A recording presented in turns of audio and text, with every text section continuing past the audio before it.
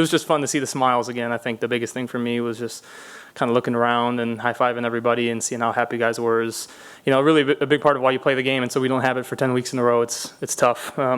So just super proud of our coaches, administration, players for just doing a great job. And the way the NFL is structured, draft picks become, the fan base starts looking at things like that, especially this time of year. Do you guys hear that talk and how do you guys deal with that? Yeah, I don't read anything, so I don't really hear it. I think ignorance is definitely bliss, and that's how I'm rolling. What's good, Raider fans? Welcome back to Vegas Nation First and 10, your bi-weekly go-to for news and analysis. And I'm joined here by the great Ed Graney, also from Vegas Nation. I'm Vinny Bonsignore, by the way.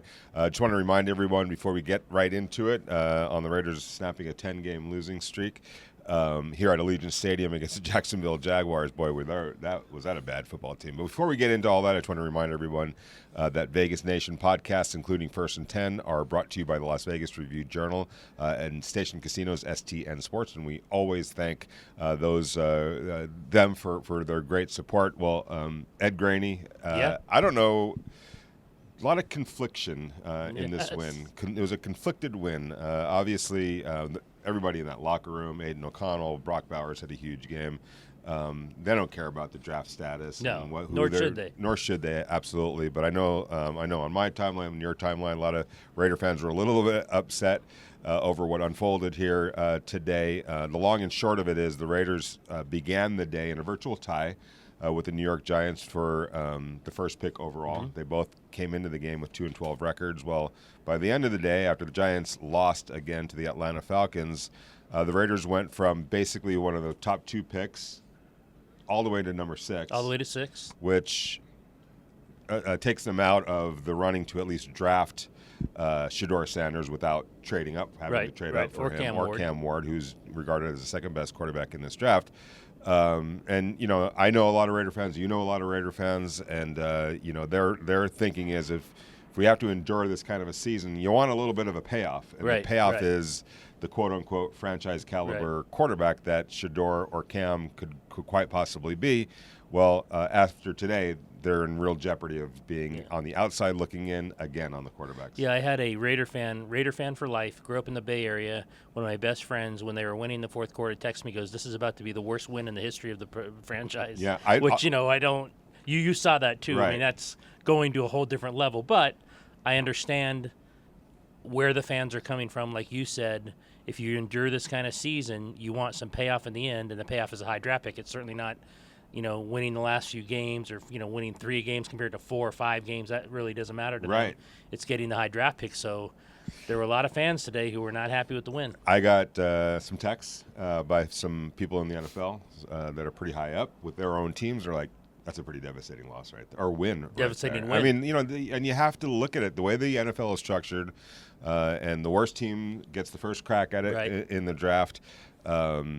And the Raiders basically took themselves out of consideration for that. Not to say that Shedeur Sanders or Cam Ward are going to be huge stars. We don't know in this that league. yet. Don't know, but you'll never know until you get a crack at one of those guys. And the Raiders have always sort of been on the outside looking in. This is not the first time they've won a kind of meaningless game late in the season to take themselves out of consideration. I think Kyler Murray was a quarterback of most recently that they kind of shot themselves on the foot with. But I mean, what are you going to do, right? Yeah. So that's not an argument you're going to be able to make inside that locker room. No. Or to Mark Davis, the owner. No. He was very excited in that locker room. Extremely excited, and so for those guys, this was a meaningful win to break a 10-game losing streak. And I want to start with 2 players. One is Aiden O'Connell, one is Brock Bowers. Brock Bowers just continues to terrific player, unbelievable player, fantastic player. 11 catches for 99 yards today. He just missed out on breaking a record, that would have gotten him enough yards to set a record, a rookie record. But that play got called back. Right, offensive pass interference. He'll get that. That's not. That's coming against the Saints this exactly on Sunday. And when everybody in the stadium, including the Jaguars, knew the ball was going to be going to him, he still came up with 3 big catches. Yep. On the game-winning touchdown drive, what ended up being the game-winning touchdown drive. There's that. There's also Aiden O'Connell coming back from a knee injury that sidelined him for Monday night's game here against the Atlanta Falcons. Well, all of a sudden, not only did he throw for over 200 yards, it wasn't a great game, but he threw for over 200 yards. He also ran the ball. He actually showed that he had feet. Yes, exactly. He had a 13 before we didn't know if he had feet. No, exactly. He had a 13-yard gain on the Raiders' drive that tied the game 7-7 early in the first half, and then on the game-winning drive, it looks like he's going to get sacked on a 3rd and 4. That would have been a game or a drive-ending play. He escapes it somehow, rolls to his left, heaves the ball downfield for a 12-yard gain and a must-have first down to Amir Abdullah. Yeah. No, I mean, they were great plays. Jacoby Myers afterwards called him Aiden Vick. Exactly. Because of his feet today. But and Antonio Pierce talked about this too. It's not something you expect from Aiden or what. Right. Aiden's a drop back pocket quarterback. Let's be honest with who we're dealing with here. So to make those kind of plays, especially on the knee that had the bone bruise, said a lot about him today. It sure did, and I know I've talked to Aiden about this, asked him about this, talked about this. The whole thing about the Raiders needing a quarterback, and we just started the show with talking about Shedeur Sanders or Cam Ward. I mean, everyone from the owner, Mark Davis, has talked about got to get the quarterback. Well, guess who hears that? Or apparently doesn't. Well, he says he doesn't read. He said he doesn't read, so he's going to roll with that he doesn't read. But I know earlier in the week it was brought up to him, and he didn't go with the I don't read quote at that ignorance point. is bliss, he said. Yeah, today he said ignorance is bliss. But when we caught up with him earlier this week to talk to him about it, he's like, look, coming from where I've come from and where he came from was he started out as a walk-on at Purdue, 9th on the depth chart. Yep. Took him about 4 years, really, to actually get on the field as a starter. And even at that point, he kind of held on to it and, wasn't a sturdy hold on to it. There's always looking over his shoulder. So basically he was like, look, if it wasn't that, it'd feel kind of weird to me. Yeah, almost. If he was the proclaimed number one guy going forward, he might feel a little differently than he's ever felt before. It might be strange to him. Yeah, exactly. So he does do a good job of kind of just dealing with it and letting it roll off his shoulders and going out there and playing. I thought he played a reasonably. It wasn't a great game again. He missed a couple. Yeah, it wasn't great by anybody really, except Bowers. Right. Exactly. Except Bowers. I mean, if not to take shots at Aiden O'Connell, but to show to me how much the Raiders need a better quarterback, this really should have been a blowout. Yes. There were turnovers by the Jacksonville Jaguars. The Jacksonville Jaguars are just a terrible football team. Yeah, they're a very bad That's pretty football obvious. team. They don't have much of an offense. Bad football team. They turned it over. They made silly mistakes. There was one drive where it wasn't even jumping off sides. Right. They were lined up off sides. sides. They were lined up off sides on the same twice. drive. Twice. Yeah, and I think it happened 3 times in the game altogether. So this was a game that the Jacksonville Jaguars were begging the Raiders to just go ahead and take it. We don't care. And the Raiders still had. I mean, they had to fight and claw and scratch just to get a 19-14. Just to get it done. And I think if you have a better quarterback, this is a much easier. Yes, day. I agree. And again, nothing against Aiden. Aiden kind of is who he is. I think Aiden has a really good future as a strong backup in this league. Right. I think that's kind of what he is. Mm-hmm. And that's fine. You can play a lot of years that way. Of course. And make a lot of money for yourself, by the way, in terms of being that. But I think that's who he is.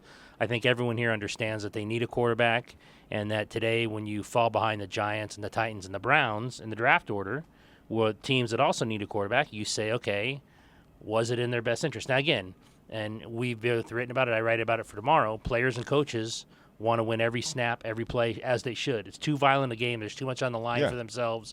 It's not in their DNA to tank. It's not in their vocabulary to tank, and it never should be. So they're professionals, and they were extremely happy with the win today, as they should be. And, it's on the fans then to have this kind of love-hate relationship with winning or losing right now. Yeah, no doubt. And I guess it always remains, and I put this in my story, and I'm sure you did, they could trade up maybe. Maybe that's what they're going to have to do. Maybe that's what they're going to have to do. But as last year showed, depending on how far you do fall in that whole thing, you might fall too far out of range to be able to realistically trade up. And, of course, it depends on who has the first two picks in the draft. what they think of Shedeur Sanders and Cam Ward. Exactly. No doubt about it. All right, so regardless of what you think come April or what this means for April, the Raiders felt good about snapping a 3-game. I mean, it had been a long time. 29th. Yeah. Think about that for a second. Jacoby Myers said it had been a minute.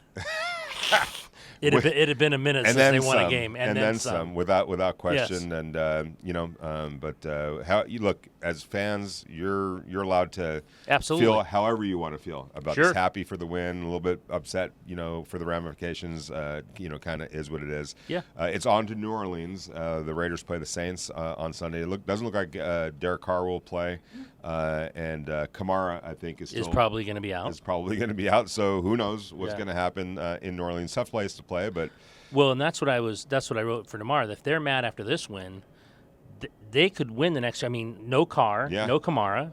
It's in New Orleans, which is going to be a little tough to win on the road. They come back here, Vinny.